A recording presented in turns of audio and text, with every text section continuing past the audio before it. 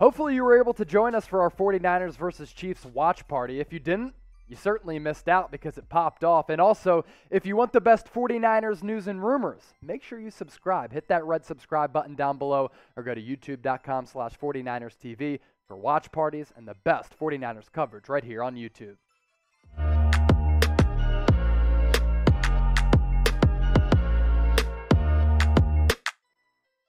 What up, Niner gang? Welcome into the 49ers Report by Chat Sports. I am your host, Chase Senior. Give me a follow on Twitter and Instagram at Chase_Senior.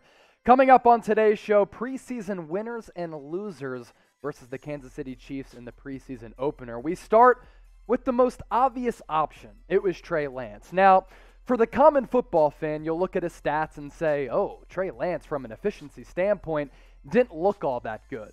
But you have to go back and watch what Trey Lance did. And when he was on the field for extended action that went into the third quarter, I thought Trey Lance displayed special ability. I thought the Niners offense and Kyle Shanahan, they could have done a better job of putting him in better positions to succeed on quarterback rollouts. But the one time they did put him out on a quarterback rollout, he made a really special play happen. A design quarterback play action run where he rolled to his left, threw across his body, across the field, an 80-yard deep bomb to Trent Sherfield right in stride. It was a dime. Speaking of Trey Lance's numbers, 5 of 14, not great, 128 yards, 80 of them to Sherfield, the one touchdown to no interceptions. He was pressured all night. He got sacked 4 times in that first half, but I thought Shanahan challenged him in a couple of instances on that quarterback rollout, on that play to Sherfield, but also the Niners were in the shadows of their own end zone, and Lance was able to make a really good play happen, a 30-plus yard gainer. You saw the arm strength, you saw the mobility, you saw the athleticism, and even though Lance was getting beaten and battered back there, that offensive line, we'll get into it later, he was composed, he was confident, and his brain didn't seem to be working too fast, and that's a really good sign for a rookie quarterback.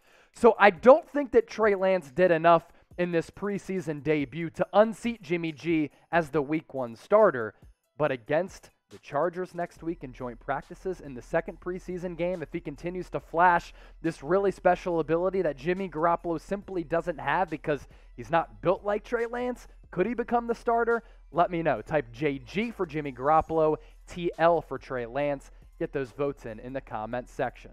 I've already talked about Trent Sherfield, but he deserves to be talked about more because he's made the best and the most of his opportunities.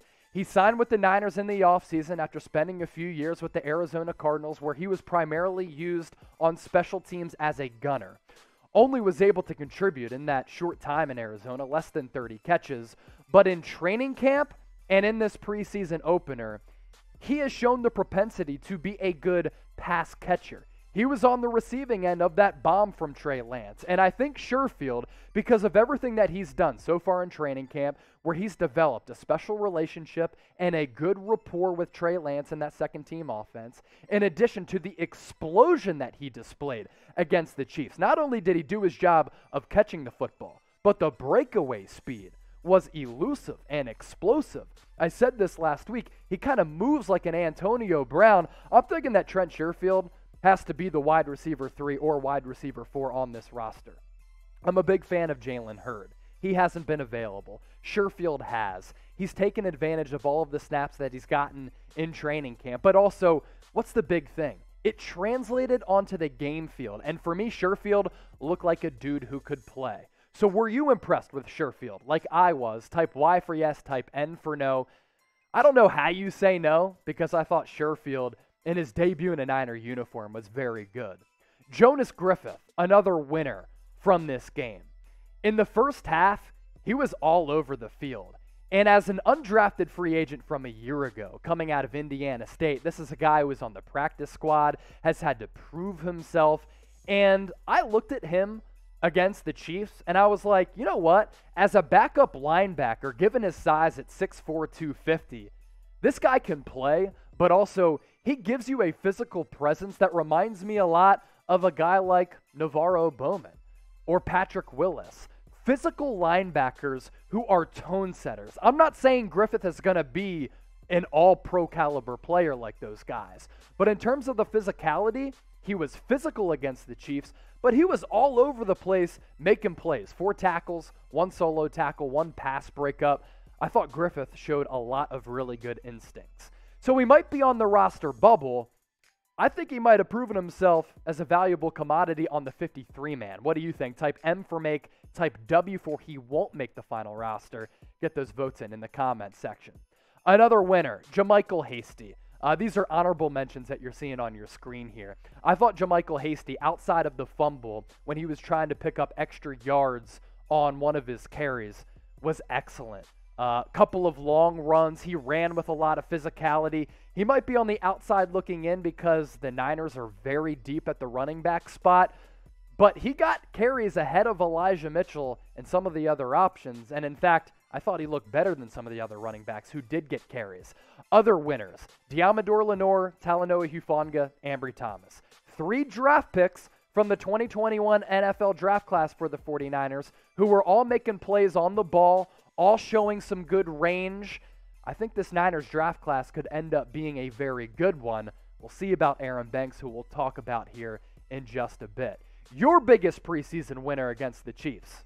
Who you got? I listed a few names, including those honorable mentions. Let me know who you think is the biggest preseason winner against KC and get those names in down below. The 49ers Report is made possible thanks to our sportsbook partner, BETUS. I don't know about you. I love gambling, and I love gambling on football. That only means that right now is the best time of the year, and you got to lay that lettuce down and get your bets in with this deal that we have going on from BETUS. Go to chatsports.com/49bet, enter the promo code Niners125, you get a 125% deposit bonus, meaning when you deposit $100 in your account, you get $225 to wager with. The thing is, you got to use that link at the bottom of your screen as well as that promo code. Maybe you want to put down a wager on the win total for the Seahawks and the Niners.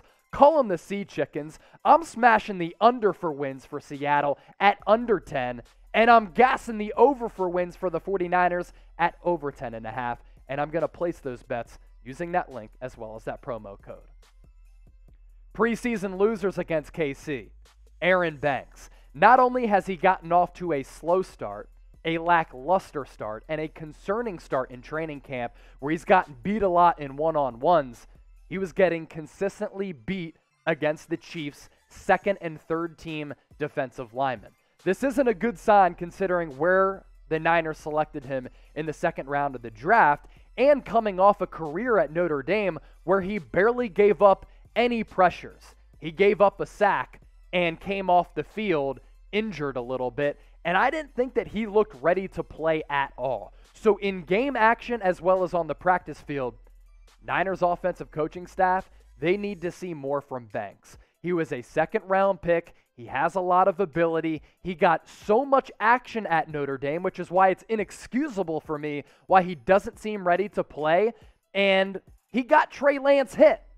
Can't happen because you need your quarterback, the face of your franchise, to stay upright and healthy, especially considering all of the injury issues Kyle Shanahan has had to experience at the quarterback position. Niner Gang, make sure you subscribe to the channel, youtube.com/49erstv.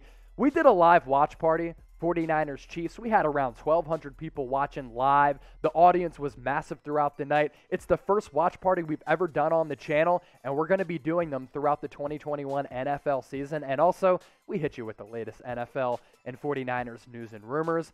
Smash that subscribe button. Get us to 40,000 subscribers.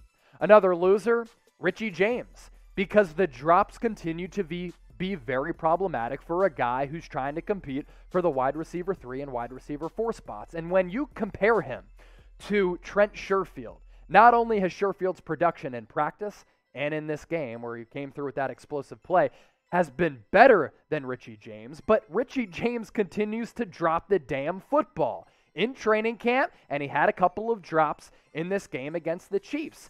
And at the end of the day, I don't care how much ability you have. When you're a fringe roster player, and even when you're contributing on special teams like Richie James has because he was back there for punt and kick returns, drops will get your ass cut. And drops are very problematic, and they cost you points, they cost you possessions, they cost you opportunities in games to put points on the board. And there were a couple of instances in practice so far, as well as in this game, where Richie James has dropped footballs that are easily catchable. Can't happen. Lastly, the loser overall, and my biggest takeaway that I'm really concerned about as we move forward to week 2 of the preseason, it's the offensive line depth on this roster. I understand that Alex Mack, who's an all-pro caliber player, and Trent Williams, who's probably the best left tackle in football, didn't play. So already you were getting off to a start where you didn't have probably your 2 best offensive linemen. But some of the other starters who did play, Daniel Brunskill, Mike McGlinchey, Aaron Banks on that second unit, Jalen Moore got beat for a sack around the edge. The depth didn't look good, and the pieces behind some of those starters, they were getting beat consistently by second and third stringers who are solid players, but not extraordinary players. And the reason why this is such a concern for me is because Garoppolo has injury issues. You just spent so much money and draft capital to move up to select Trey Lance. You've had so many injury issues cost you opportunities to win games, and last year you went 6-10 because of the injury bug. You're a quarterback injury or 2 away from this season potentially being a disaster. So you have to fortify the offensive line and get it right, and that's on the offensive coaching staff, and I'm sure Kyle Shanahan has taken notice. Your biggest preseason loser against the Chiefs? I don't know. I think all of my options were pretty killer. Did I not list somebody who you thought should have been on there? Leave those names in the comment section, and I'll see what you come up with.